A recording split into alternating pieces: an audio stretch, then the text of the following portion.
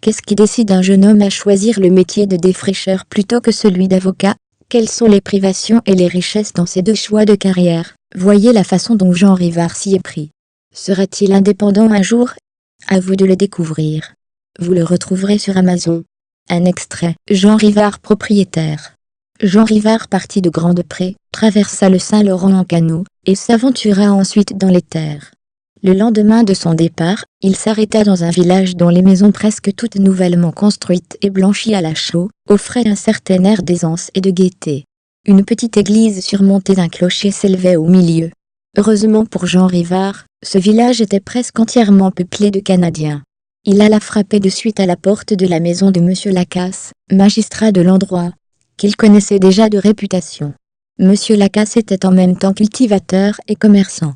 Il n'avait reçu que peu d'instruction dans sa jeunesse, mais il possédait un grand fond de bon sens, et des sentiments honorables, qui le faisaient estimer de tout ce qui l'approchait. Jean Rivard prit la liberté de se présenter à lui, et après lui avoir décliné son nom, lui fit part en quelques mots du but de son voyage.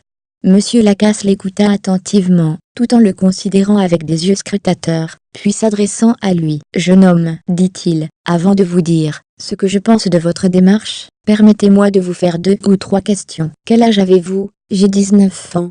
Vous ne me paraissez guère habitué au travail. Avez-vous bonne santé? Êtes-vous fort et vigoureux? Je jouis d'une excellente santé, et si je ne suis pas encore habitué au travail, j'espère le devenir un jour. C'est bien, mais encore une question, s'il vous plaît. Êtes-vous persévérant? S'il vous survenait des obstacles, des revers, des accidents, seriez-vous homme à vous décourager? Cette question est de la plus grande importance. Monsieur, depuis le jour où j'ai quitté le collège, j'ai toujours eu présente à l'esprit une maxime que nous répétait souvent notre excellent directeur. Avec le travail on vient à bout de tout.